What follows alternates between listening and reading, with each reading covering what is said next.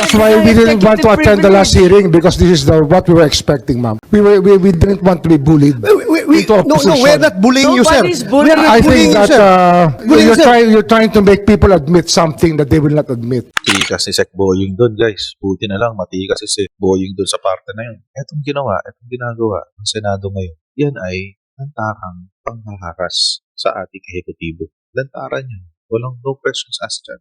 Sino nga ba ang nag-utos na pasakayin si dating Pangulong Duterte sa eroplano papuntang The Hague matapos siyang maaresto? Yan ang paulit-ulit na tanong ni Senator Bato de la Rosa kay PNP CIDG Chief Nicolas Torre na siyang nanguna sa pag-aresto kay Duterte. Sagot ni Torre, The order that I received from the Chief of the Philippine National Police is to serve the warrant and ensure his delivery to the 250th Wing, to the team that will deliver him to The Hague. pero nalabuan dyan si Senator Bato. Considering that I have a team You of are the PG one there. there. Wala si SOG doon. Ikaw ang nagkarga sa kanya sa aeroplano. Kaya tinatanong kita, who gave you the order? Sir, I take my orders from the Chief of the Philippine National Police. Pero nang si PNP Chief Marbil na ang tanungin, in-invoke niya ang executive privilege. So, General Marbel, are you lying?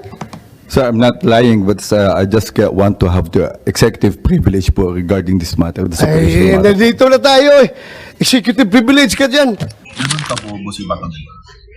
Ganun siya kabobo. Imagine sila. Nandito na tayo eh. Executive privilege na dyan. Natural. Karapatan nila ng executive. Dito na umalma si Justice Secretary Boying Rimulya. That's why we didn't want to attend the last hearing because this is what we were expecting, ma'am. We didn't want to be bullied into a No, position. we're not bullying you, sir. Nobody's bullying. We're not I bullying think you, that sir. Giit pa ni Rimulya, you're trying to make people admit something that they will not admit. nanindigan si Rimulya na sumunod sa due process ang pag-aresto kay Duterte dahil 7 taon nga raw nag-imbestiga ang ICC. Natanong din kung bakit agad-agad isinuko ang dating Pangulo sa The Hague at di man lang kinonsidera ang extradition. Nakasaad daw kasi sa diffusion notice ng Interpol na arestuhin si Duterte at magsagawa ng extradition. Wala mo sinabi dito surrender. Extradition lang.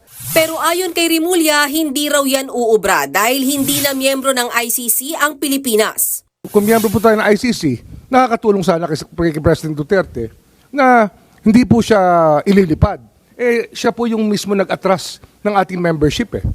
Kung ganyan, ayon sa ilang senador, dapat daw mas hindi sinurrender si Duterte sa The Hague at ikinulong na lang sa lokal na korte. Yun ang best judgment namin. Yun po ang tingin namin na mabuti po sa ating bansa. Ayon naman kay dating Supreme Court Associate Justice Adolfo Azcuna, legal ang warrant of arrest na inisyu ng ICC. Pero ang surrender na ginawa kay Duterte ay hindi tama. If we don't have a treaty, then we cannot surrender the suspect to the ICC under this section because this section requires that the surrender be pursuant to a treaty. Tingin din ni Azcuna posibleng nagkaroon ng pang-aabuso sa proseso sa pag-aresto kay Duterte dahil hindi muna siya idinaan sa korte sa ating bansa. Ayon pa sa ilang eksperto, ang hindi pagdaan sa lokal na korte bago isinorender si dating Pangulong Duterte sa The Hague ay maaring tignan bilang violation o paglabag sa ating sariling konstitusyon. Maituturing daw kasi ang extrajudicial rendition, bagay na kailangang resolbahin ng Korte Suprema. Sa gitna naman ng hearing, napaiyak si Senator Robin Padilla habang nagbibigay ng mensahe si Senator Bongo kay Duterte. Nag-walk out din ang senador pagkatapos. Nagbabalita mula sa frontline, Mean Los Baños, News 5. Loser si Robin. Ayun, medyo loser si Robin Padilla sa mga ganap na yun. As in, ang swangit ng mga ganap kay Robin Padilla. What can we expect ngayon? Anong may expect natin objectivity dito sa tatlong senador na to? Si Bato de la Rosa mukhang papasok na senador. Tapos itong si Bongo papasok din na senador. Si Aimee laglag na. Si Robin Padilla incumbent. Si Cayetano, Pro Duterte. We can expect na meron ka ng 4. Si Bato, si Bongo, si Cayetano, si Robin Padilla. Dagdag mo pa si Willie Revilla, si Jinggoy Estrada, tsaka si Villanueva. So may 7 ka. May 7 ka na. Nakokontra sa impeachment. Isa na lang. Panalo na sila. Ganoon lang kasimple. Isa lang. Panalo na sila. Oo. Acquitted na si Sara Duterte sa impeachment. Ganoon ka loser, guys. At ganoon ho ka-bias ng ating mga senador na hindi na ho nakakagawa. Hindi ko talaga nakakatuwa yung ginawa nila, guys. Yung kawalang ang ginawa nila dyan sa Senado. Buti na lang matikas to si Boying Remulla. Ganyan katigas ang mukha ng mga sublamado, guys. Ganyan kalala ang kanilang tigas ng mukha. Nakakairita, di ba? Nasaan ang hustisya? They keep on talking about human rights. Human rights on Duterte, human rights on Duterte, human rights on Duterte. Anak kayo ng tipaklong. Kamusta yung human rights sa mga biktima ng WOB? Paano yung right to redress? Yung karapatan nila na sila ay may mga kamag-anak na wala na ngayon, hindi na nila kapiling dahil sa kalokohan ni Rodrigo Duterte. Nakakainit ang ulo. Privilege ka yan.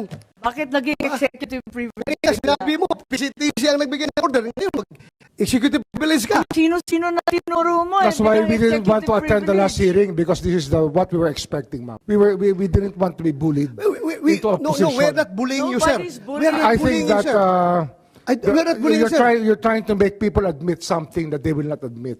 And No, executive we're privilege is a trying to valid derive excuse information. not to answer any Secretary question. President Remulla. Duterte is already at the Hague. Tapos na We are ang asking boxing. kung sino nagpadala doon sa kanya. Sino Yun ang nag-order? tanong We're natin. trying to understand every step of As the I said way. earlier, everything was cleared with the DOJ. We are not bullying you, sir. Ha? We want the truth.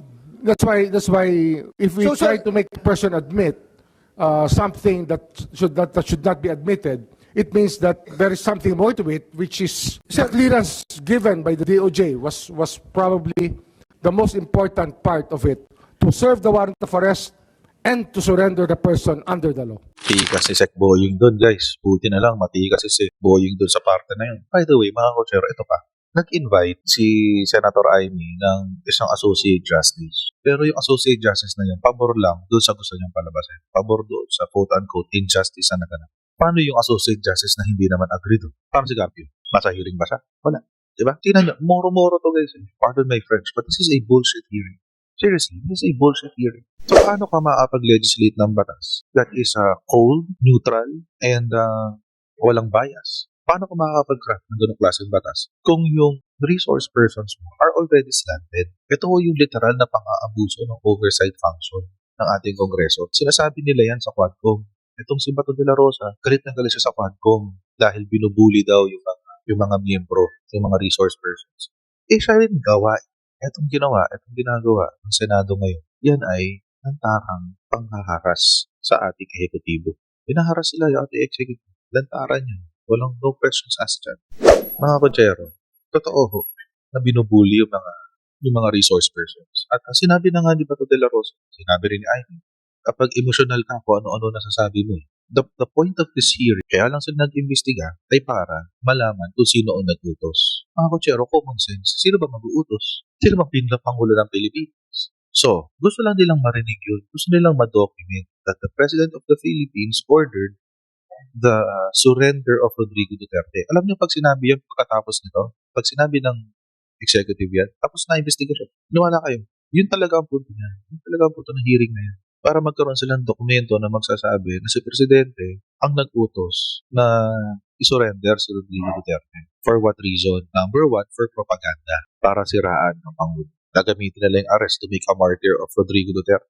Pangalawa, for an opportunity to exact, for lack of a better term, for an opportunity to exact revenge. Para makabawi.